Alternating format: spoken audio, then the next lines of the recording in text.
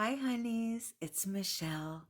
I'm excited to be here today and talk to you about the books that I got for Christmas. I finally got them all. No one bought these books for me specifically. I got gift cards and I used the gift cards to buy the books. The first set of books that I got was from Amazon.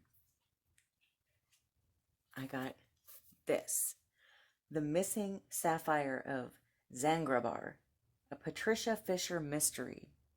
And this is a cozy mystery, and it's the first one in a series. I think there's 12 or 13 already. And the author is Steve Higgs. One interesting thing about Mr. Higgs is he publishes these himself. He doesn't have a publisher.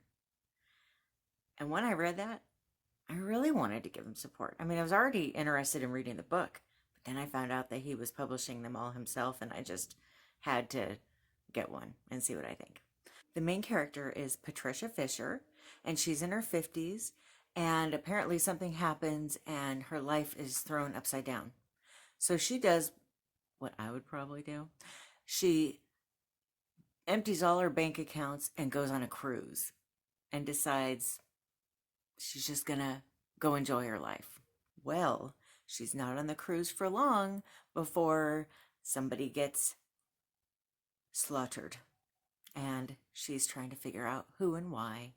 And part of why she's trying to figure out who and why is because she's being accused of being the killer. Sounds good to me. I don't know what it is, but I love cozy mysteries that take place with a group of people on vacation at a hotel, or a bunch of people in a house, or that kind of thing. And I thought, a cruise ship? That sounds fun. You can't leave. You got to figure it out. I've read a few books about things that take place on boats, and I always have loved them. So I thought, why not a cozy mystery cruise ship series? So this is the first one in the series. I'm hoping that I love it and I read more. Let me know if you've read anything by him. But just the cover alone, yes, please. I want more. So exciting. Next, we have a book that was on my TBR list. It's called The Cousins by Karen M. McManus. And this was a new release that I really wanted to read in January. I already read it, and I'll talk more in depth at the end of the month, I will do a video on Sunday talking about my book reviews for January. So I'll talk way more in depth then. But I did love this book. It's a YA mystery / thriller about three cousins that go to see their grandma, who mysteriously disinherited all of her children 24 years prior. And they try to figure out why. Why did grandma disown us and our parents? I mean, obviously it was the parents. It was before they were born, but I thought it would probably be kind of like V.C. Andrews' Flowers in the Attic kind of situation. And it was in the sense that there was a mean grandma who disinherited her children, but that's where the similarities ended. And that's okay. But I'm just saying it wasn't as much like Flowers in the Attic as I thought it would be. And it wasn't as creepy and scary as that book. I mean, that book was, am I right? Have you read it? Flowers in the Attic. Oof. Next, we have this little book. It's The Yellow Wallpaper by Charlotte Perkins Gilman. Oh, sorry, let me turn it that way so you don't have the glare. It was written in 1892. I've got some notes here. This book is regarded as an important early work of American feminist literature for its illustration of the attitudes towards mental and physical health of women in the 19th century. This is probably my big era that I love studying when it comes to women's rights and feminism. I'm not as into the modern stuff, but boy, I'll tell you what, when I was in college and I learned about the history of how women were treated back then, we've come a long way. And this is a really small book, okay? I think it's, let's see, I'll tell you, 15 pages long. But people that have read it say that it's absolutely amazing and life-changing. And I love the cover. The Cafe on the Edge of the World, A Story About the Meaning of Life by John Strelecky. This was written in 2020. A man in a cafe. Ooh, I love cafes. I really do. So they're so magical and cozy. And on the menu, he sees 3 questions about the meaning of life. And in the book, he meets 3 people in which he discusses the meaning of life. Sounds like I'd either love it, think it was okay, or hate it, just like every other book I read. But I thought it sounded really good, so I'm going to give it a chance. Oh, wow, it's been translated into 42 languages. And I'll put all the links down below.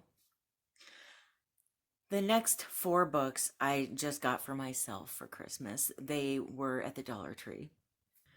This is a book called The Ones by Daniel Sweren-Becker. And it says, "We are not created equal" on the cover. This book was written in 2016. It says, Cody and her boyfriend James are randomly selected before birth to receive genetic engineering, known as the Ones, or 1% of the population.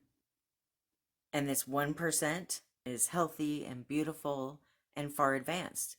And the rest of the world gets jealous. On the back of the book, one of the review comments, is that what you call them? I don't even know what you call the comments on the back of a book. It really looked good to me. It says, chilling and frighteningly real. The Ones leads us down a dark rabbit hole of scientific possibilities, fractured morality, and brutal consequences. Next we'll have Can You Ever Forgive Me? Memoirs of a Literary Forger by Lee Israel.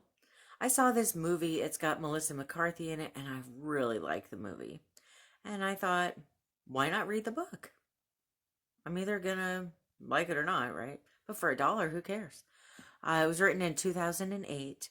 Lee's an author who needs to write a new bestseller. She's running out of money, and she seems to be losing her clout in the literary world.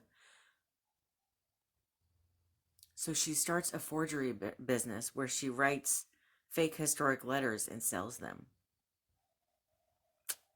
Yeah, it's really good. And they also have in the book, it's kind of neat, they actually show some of the letters that she forged. Hi, Marty. My cat has decided to join us. So you might see a tail sliding by me everywhere. Oh, there it is. Hi, baby. What are you doing?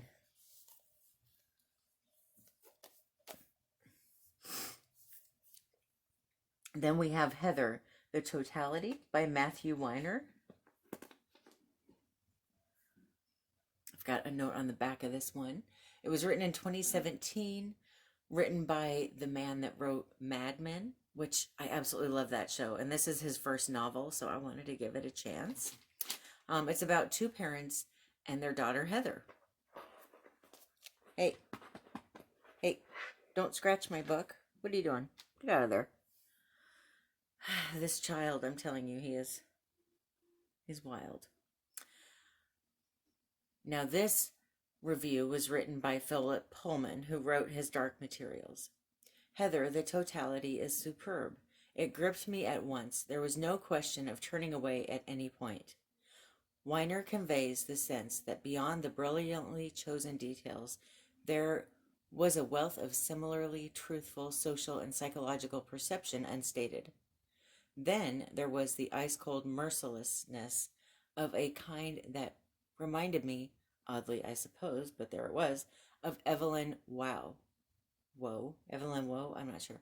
This novel is something special. And then the last one I got at the Dollar Tree. I just read my first graphic novel last year, Pumpkinheads, and I really liked it. And so I wanted to give this one a chance. It's called Decelerate Blue by Adam Rapp and Mike Cavallaro. This was written in 2017, and it's dedicated to Kurt Vonnegut. Kurt Vonnegut. I love Kurt Vonnegut.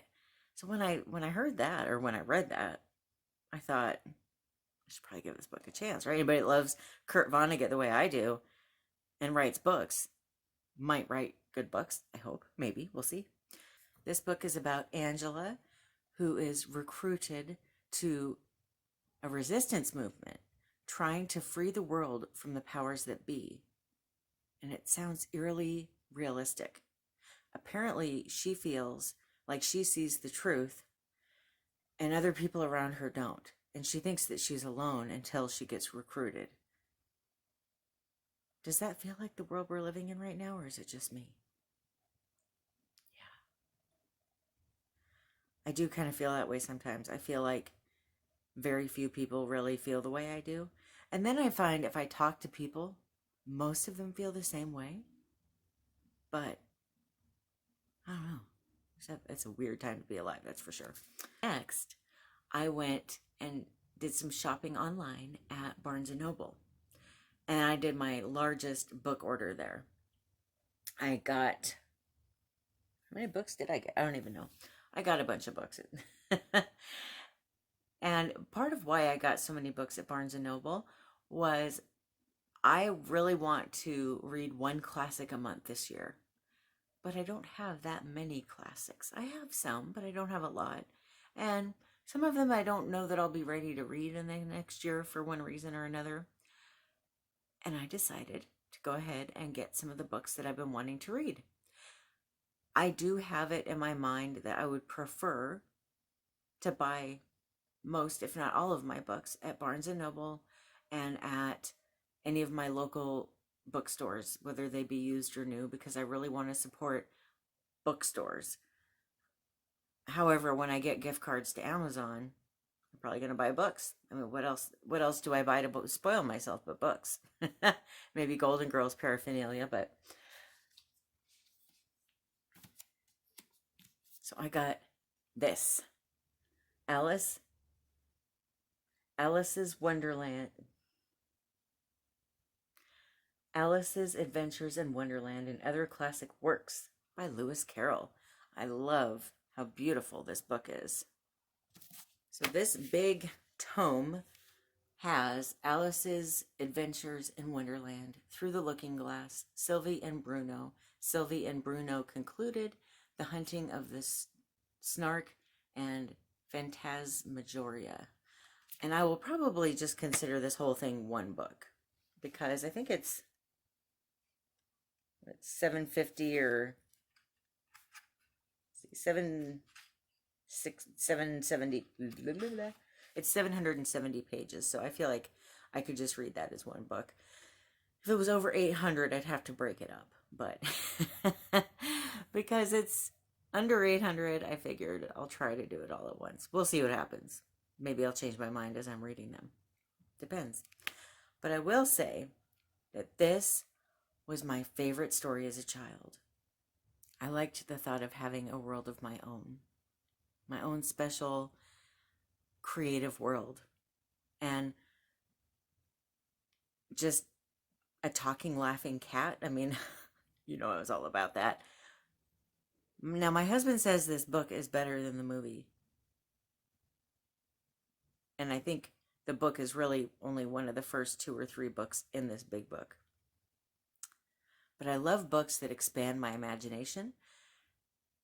And I'm just so excited to read this. Now, he began writing in 1862, so this book was written quite a while ago. Next, I got Jane Eyre by Charlotte Bronte and Wuthering Heights by Emily Bronte. So this was a 2-for-1. I do plan on counting these as 2 separate books, especially since they have 2 separate authors.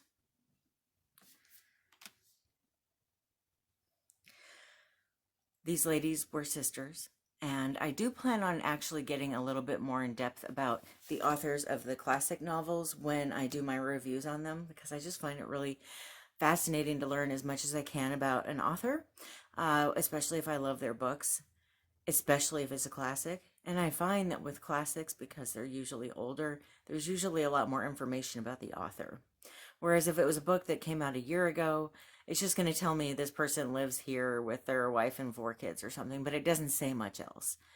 But when it's a classic, I can usually find out so much more information, and I just find it fascinating to learn about the authors that write the books that I love. And I'm just going to read, just in case you aren't familiar with what these books are about, I'm just going to read the synopsis down here. So for Jane Eyre, it says, at Thornfield Hall, where she takes employment as a governess, Jane Eyre finds fulfillment in her work and the love of her life in her employer, Edward Rochester, when a dark secret from Rochester's past comes to light. Jane must make the most difficult decision of her life, to stay beside the man she loves regardless of the truth, or to embark upon a new life free of encumbrances of the past. I did just start this book. I'm about 80 pages in. I'm enjoying it so far. I have to say, though, as much as I know that these books are popular and well-loved books, I don't know at all what they're about. So it's kind of fun to read books without having any idea what they were about. I didn't even read this before starting the book, and it's kind of fun to do that sometimes. But Wuthering Heights, it says, from the moment of his adoption by the Earnshaws, the foundling boy, Heathcliff, devotes himself to their young daughter, Catherine. Growing up together, the two share a love that blossoms into romance until Catherine's hurtful betrayal. Embittered as an adult, Heathcliff vents his rage on his and Catherine's heirs, manipulating their lives under the influence of a passion that has curdled into obsession. That sounds like a good V.C. Enders book. You know I'm down with that. So we'll see what happens when I go to read, when I actually read these. But these were both published in 1847. And I will talk, like I said, more in depth about the authors, because they've got a very interesting life when I review their books. Next, I have Neuromancer by William Gibson. Have you heard of this book? It was literally written in 1984, and it's kind of like 1984. You can't make this stuff up. It's a sci-fi and a classic, and I'm just going to read part of the back here. It says, Neuromancer was the first fully realized glimpse of humankind's digital future, a shocking vision that has changed our assumptions about technology and ourselves, reinvented the way we speak and think, and forever altered the landscape of our imaginations. That sounds so good, doesn't it? And I think that I'm going to have Brad read this as well. If I like it, I'm sure he'll read it too. But it sounds eye-opening and scary, kind of like 1984. I just think it's funny that it came out in 1984 too. Peter Pan by J.M. Barrie. This was originally a play in 1904, and Barrie revised and expanded the story and published it as a novel in 1911. This book is about a young boy named Peter, who never grows up. He and his friends experience fantasy, adventure, and imagination. And this book is very good for children, but it's also very good for adults to read. And I think this would be a really great book. If you have a child that you can read to, I think that this would be a really good book to sit down and read to a child. I'm excited because I have not revisited this story since I was a child.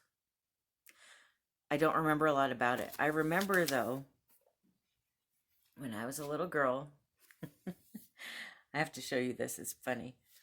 I had this record. As you can see, it was from a library.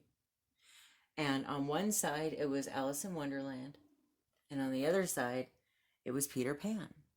And I listened to this record over and over and over again. I could not stop listening to this record.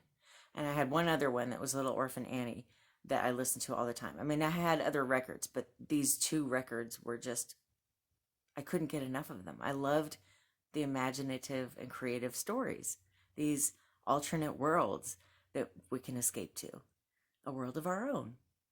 Because I kind of had a little bit of a lonely childhood. I was kind of alone in my room a lot. So, or out of town with my family a lot. I don't know, it's a long story. But anyway, if I remember correctly, because we were on the road a lot, I had brothers that played hockey, and so we were up in Canada all the time and that kind of stuff. I think we didn't return it. And I think as usual, if you don't return a book, you get this bill in the mail or something. And I think my mom just bought it for me because I didn't want her to return it. So thanks for buying this excessively expensive record, Mom. I loved it so much that I still have it. I haven't listened to it in over 30 years, but I still have it. And I think I will listen to it. That'd be really fun after I read each of these books to listen to the record. Wouldn't that be fun? I think I'm going to do that. Yeah.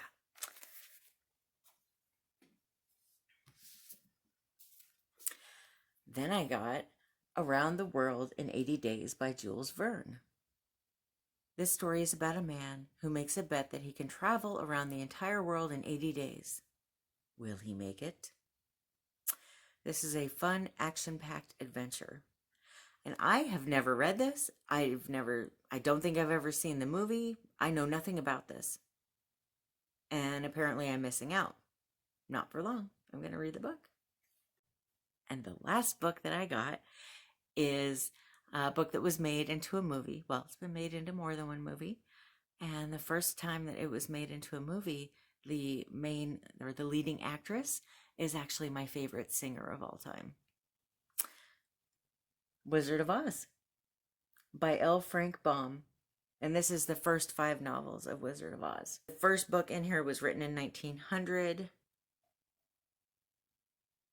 And I believe it's the first book in here that's the movie that we've all seen. And then the rest goes on from there. And this is another magical, creative world. Of course, I love this story. And I'm excited to actually read it because I've never read it. But to also go beyond that first book that was the movie that I loved as a child. The other books in here, I'll just read all 5 of the books for you here. It's The Wonderful Wizard of Oz, The Marvelous Land of Oz, Ozma of Oz, Dorothy and the Wizard in Oz, and The Road to Oz. It just sounds wonderful. And I love the cover. It's so pretty. If I ever do one of those rainbow bookshelves, I'm going to have a good time because I've got a blue book, I've got a pink book, I've got this yellow book and a gray book. That'll be fun. Oh, and Peter Pan is yellow as well. I've got that bright green book. Could really have fun with one of those now, huh? So that's all the books that I got for Christmas with my gift cards. And I was surprised. You would not believe the good deals that I got on these classics. I think it was like right at $30 or something. It wasn't expensive at all. And I got so many books at Barnes & Noble. 6 books. Multiple of them have more than one book in them. Can't go wrong there. I want to know if you've read any of these books, and if you have, what did you think of them? Also, I'm full of questions. I want to know if there's any books that you want me to read this year or the year after or the year after that. Let me know, and I will put those on my to-be-read list and hopefully get to them. I'm not going to guarantee it, but hopefully eventually I can. Thank you so much for watching. I hope that you have a wonderful rest of your day or night. I love you. Bye.